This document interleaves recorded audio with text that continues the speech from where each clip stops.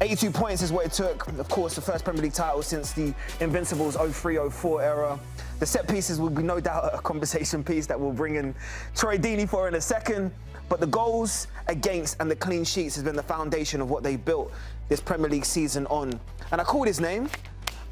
And like the Candyman, you say it 3 times and he arrives. I'm going to enjoy this segment. Let me tell you why, because that is really my friend. I've known this guy for a long time, and I know we have some real conversations off camera.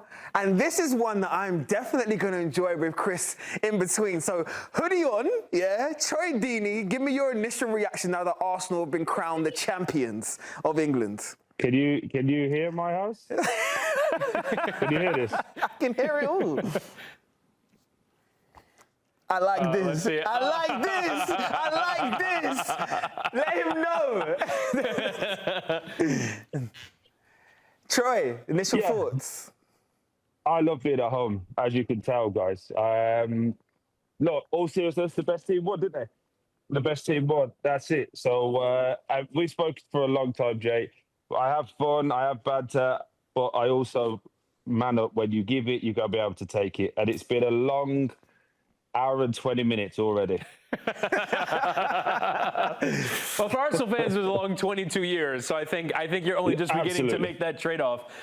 We kind of wanted to talk with you about the journey that Arsenal has been on from a playing standpoint, going from a team that, when Arteta took over, there was this idea he was going to try and recreate Guardiola's football. That's not really what they won with. How did you track how they went from where Arteta started to where they are now? I'm so glad we're having a real conversation. I thought this was going to just be where you give me crap all day. But I'm glad we're having a real conversation. No, look, I've said it for many years now. I think Arteta has been fantastic, made some unbelievable calls to get rid of Aubameyang, Ozil, Lacazette. These are huge names, but also names that were delivering at the time as well. He made a massive call to go young, to embed a culture, and to develop, to basically say, right, I don't care what you did before. We're going to be hard to beat. We're going to be resilient. And then we will hopefully have more goals to show for it. I think now this will be like Rory at the Masters. That's what I've been saying for a few weeks now. I think once they've won, that shackle and that relief will be like, oh. I just had one of my friends on the phone. I don't think I'm going to call him a friend after the way he just spoke to me. But one of my friends on the phone while the Man City game was going. And the second Haaland scored, he stopped talking. He went, oh, it's going to happen. We're going to lose it. Like, just for a split second, that nervous energy came straight back out. And it was like, that's what 22 years of not being able to win the title looks and feels like for Arsenal fans. So I think now Rory at the Masters is how I feel. If you look at the rest of the league, and you've got to talk about it right now for them winning, and well done. I will keep saying that, well done. Man City are all over the place. Pep looks like he's leaving. You've got Man United, who are nowhere near it. Why is my stuff doing thumbs up? I just realised that. I want you to enjoy this moment, that's all. Yeah, even the iPad's taking a mick out of me. But Man City are all over the place, aren't they? Man United are not where they want to be. Chelsea are all over the place. When you start to look, Liverpool aren't where they want to be. It feels like this is Arsenal's moment, not only for today, but for potentially the next 3, 4, 5 years. So, listen, I'm going to get stick, but I'm always honest, and fair play to them. Jay, I'm going to give you some credit. Jaydee, you have been through it this year. I have. You've been through it. Between I've got a few videos. Nigel, Carlo, some names at the station, I've been through it. Yeah, but you stood strong. Even when you were supposed to, say it was the quadruple, you never did say that. You never said it was going to be a treble. You was hopeful of a double, if I remember correctly. 100%. And you could be right. And one of the few times in life, and my wife is going to hear it, my kids are going to hear it, this doesn't happen often, guys. Troy was wrong. Wow. I'm going to take that quote because not only were you a legendary player, right, but you gave some legendary quotes. And I seem to remember you being very honest and open about calling out Arsenal for their lack of bottle, their lack of skill, and their lack of composure to complete the job. Right? So now you look at this team, do you feel like there's a completely different perspective you have when you reflect? Jay, I've said that for 2.5 years. The problem when you say something, it goes, obviously, what the kids would call viral 8 years ago or 9 years ago now, whatever it was, it sticks because, and it hurts so much because I was obviously an active player at the time and I was talking straight after the game. And typically, I just say what I see. I don't really think too much. And that then hurt Arsenal fans, hurt Arsenal pundits. I remember Paul Merson, Keown, all those boys giving me a bit when I was playing. Fair enough. But what happened over the next 3 years of that was Arsenal fans come onto my side and go, do you know what? You were maybe right. But what I've been consistent with, under Arteta, there's one thing that you know. This team is big, strong, they're competitive. And if you want to beat them, you're going to come off the game as an opposition player going, wow, they were physical. Do you get what I mean? Yeah. So they've completely shifted that now. And I was just talking to my son again, as you know, 16-year-old. He's been through it just worse than you, Jaydee. He thought it was going to be the quadruple, the treble. Now they're going to beat PSG 5-0. He just told me. So what I just said to him is the one thing you do know about that final is PSG were going to be in for a game, and PSG are going to know that set pieces they have to be on it. It's going to be hard to break them down, and if they do that, then they've got a chance. But Arsenal have been great, so you have to tip your hat. Like I did last year for Liverpool. It's not about everybody else and where they haven't been or the standards they haven't reached. There has to be a consistency, and the team at the top are Arsenal, and they've been consistent. Fair play to them.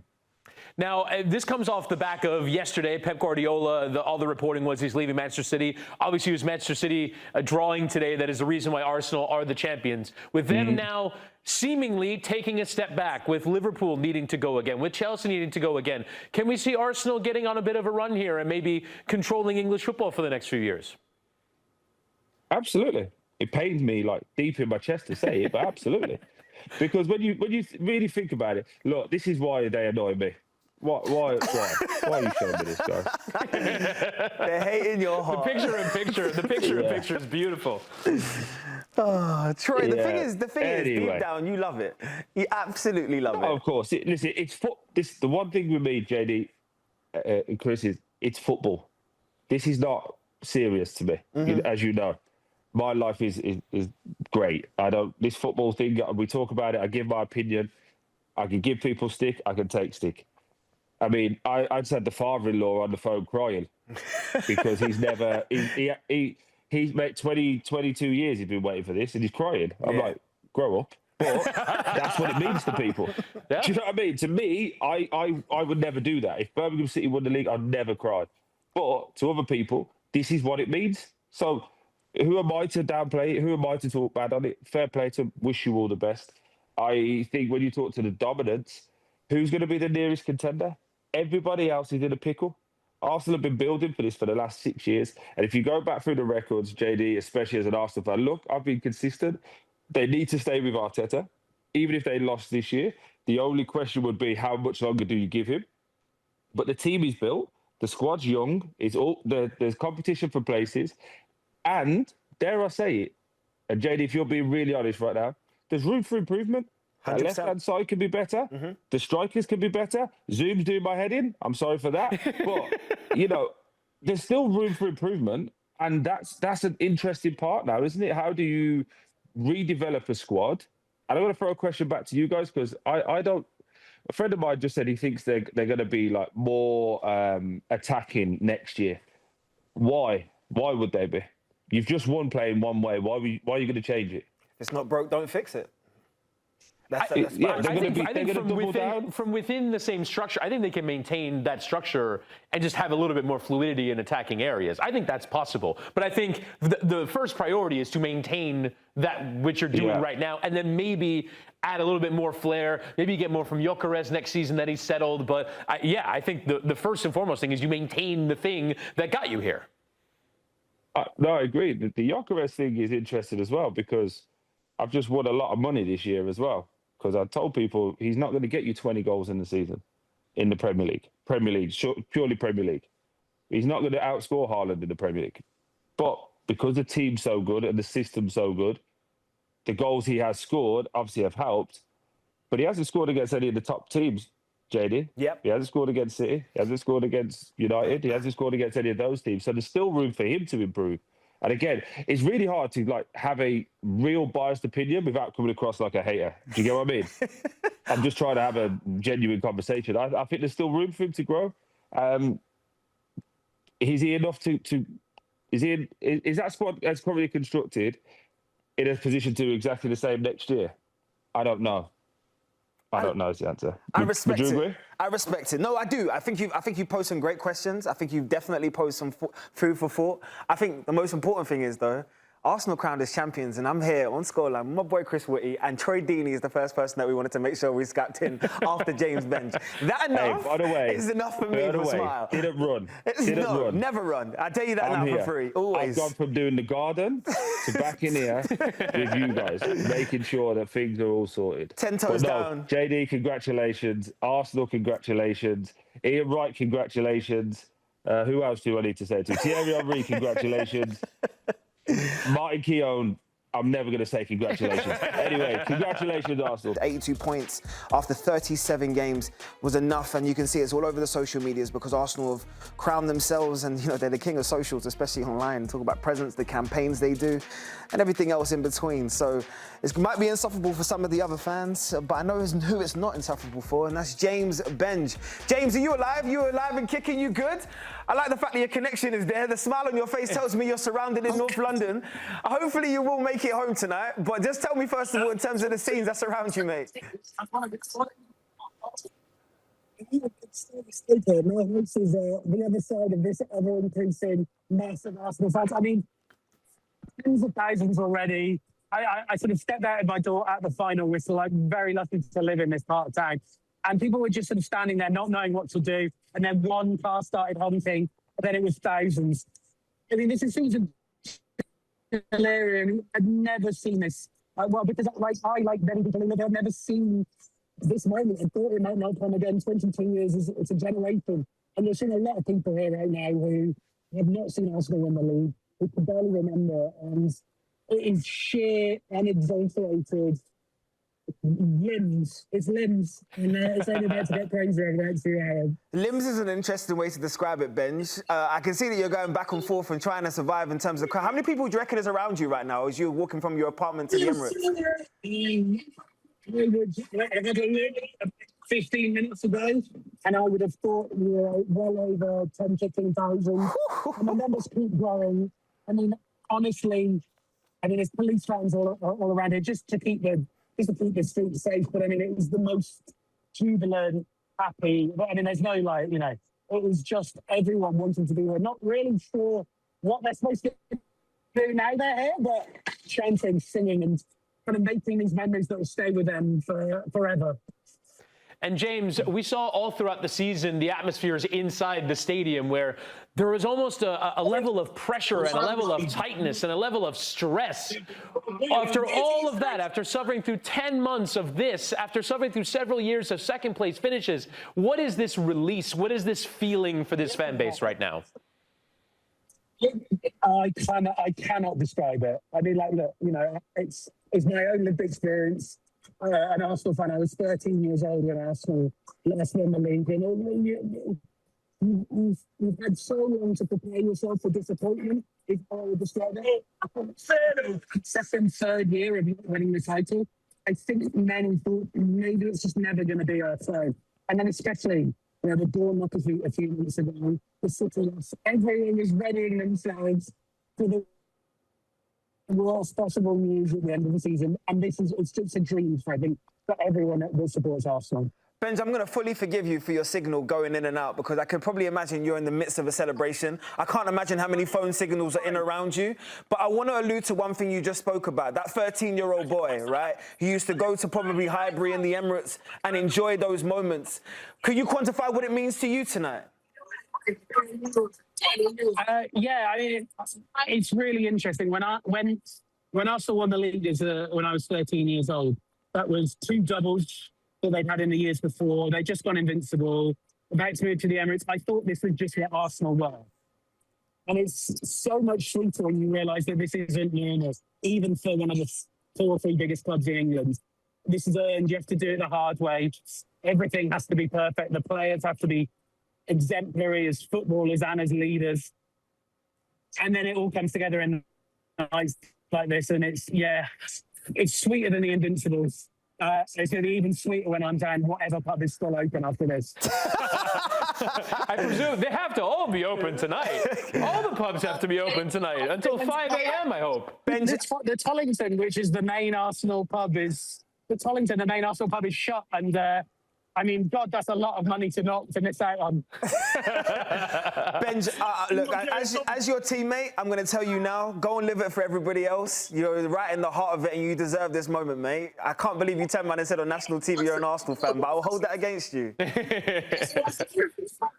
If you can't say it now, when are you going to say it? Exactly. I'll see you guys maybe next month when the hangover's. By the way, that's one of our chief correspondents from the Premier League, James Benge, enjoying his night tonight. Chris, as he should. Witty, I want to just bring it in studio for a real moment, because what I really wanted to allude to is that Benge spoke about the journey, the 22 years, the ups, the downs, the pains, the disasters, the crumbles that have gone into a number of campaigns for Arsenal. The relief is what I gathered from what I took from that conversation the most. But what do you think was the most important moment of this season where Arsenal started to believe? Well, I mean, let's be clear that before the international break and then with that defeat to Manchester City, there was a moment, I think, where it looked like it was wobbling. And Manchester City looked like they were the favourites, I think, coming out of the international break after they beat them in the Premier League, after they beat them in the Carabao Cup final. And really the moment that's, hinges everything is the draw for Manchester City against Everton. And the fact that Arsenal in the very next game, I believe it was against Newcastle, they came out and took care of business. And they really, at no point since Manchester City dropped those points, other than that West Ham VAR review, ever looked like they were ever going to slip up from there, which is not a guarantee, because you mentioned all those maybe moments, all those maybe chances that they've had. But realistically, this is their reward for a campaign largely of incredible stability, incredible defending. They lead the Premier League in clean sheets with 19. They've been fantastic defensively, and they have done enough going forward in order to create their advantages in games. They win games 1-0, they win games 2-1. It doesn't matter, they win games. And I think they have forged an identity through kind of teetering on different sorts of styles of play over the course of several seasons. They've settled on the way that this group plays. They mastered set pieces, they mastered defending, and that's how they're able to win this Premier League. But ultimately, to answer your question, it's relatively recent that I thought they were going to win it. It was when City drew that game against Everton. I think when you look at the turning points, obviously you've identified that being a major one. But at what point do you think this squad internally started having that confidence? Because you talk about the wobbles, they would have heard the question marks outside, they would have seen all of the question marks that's been from previous campaigns. At what point do you reckon internally they said to themselves, no, we're going to be champions this year? I would imagine, based off the way that Arteta projects himself and the way that the squad projects himself, from day one. I really think that just on the basis of they finished second the last 3 seasons. We've seen Manchester City go through an up and down period. We see Liverpool at the start of the season. They signed incredibly well. They had this incredible reinforcement. It didn't turn out to be what everyone thought it was going to be, but I think they would have considered themselves as one of the contenders. And then you go on to accrue a lead in the Premier League. You're 8, 9, 10 points clear. You finish as the top side of the Champions League phase, winning every game that you play in the league phase. And you look around, and at one point in December or January, we say, this is the best team in Europe. Who's stopping these guys? They have since kind of gone a little bit topsy-turvy since then, and we'll see if they are the best team in Europe when they play PSG in a little more than a week's time. But I think that internal belief would have been there. I just think this feels like a little bit of a mental thing for them. They just needed to shed the pressure and shed all of the heartbreak that the fans were projecting onto the players. The players have experienced some of it, but not all of it. But I think now that it's finally happened, I can see them going on a bit of a run from here. We'll talk about longer-term success more, but I can see that first hurdle being clear. Okay, we don't have to stress out about every single kick of every single game every week. We can actually go on and play our game and enjoy ourselves now going forward.